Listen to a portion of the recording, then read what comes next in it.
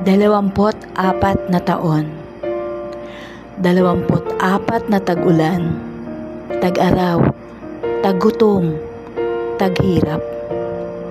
Ngunit narito pa rin tayo, magkasama, magkaagapay.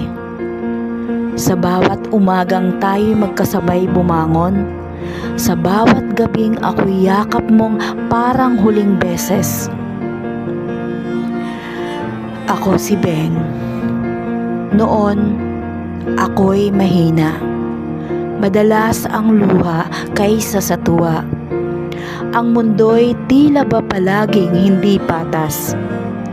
Pero dumating ka, hindi perpekto, ngunit puno ng tapang. At sa bawat pagyakap mo sa aking pangamba, unti-unti kong natutunang maging matatag. Oo, may unos tayong dinaanan. Isang sugat na halos bumura sa ating kwento. Ang tukso, ang sakit, mga luha na parang walang hangganan. Pero pinili kong magpatawad, hindi dahil mahina ako, kundi dahil pinili kong panindigan ang pangakong hanggang dulo, ikaw at ako.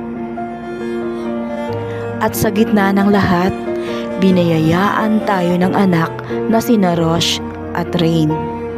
2 batang may mabubuting puso, may pangarap sa buhay, may paggalang sa magulang.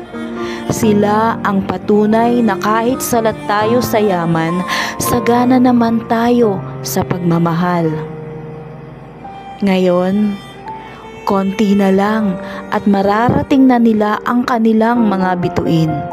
At tayong dalawa, hindi man marangya ang buhay, masaya na sa katahimikan ng ating tahanan. Sa hapunan ng may simpleng pagkain at kwentuhan. Sa simpleng hiling na mawala ang utang at makatulong sa kapwa. 24 na taon. Hindi lang ito bilang. Ito'y kasaysayan. Kasaysayan ng 2 pusong pinanday ng panahon. Ng mga pag-ibig na hindi bumitaw at patuloy na pinipiling magmahal araw-araw. Kaya sa araw na ito, hayaan mong sabihin kong muli, salamat, Salamat sa pagpili mo sa akin araw-araw. Kahit minsan ako'y mahina, kahit minsan ako'y tahimik, kahit minsan ako'y nagdududa. Dahil sa piling mo, natutunan kong lumaban. At sa susunod na 24 na taon, at 24 pang kasunod, hanggang sa huling araw ng ating kwento, ikaw pa rin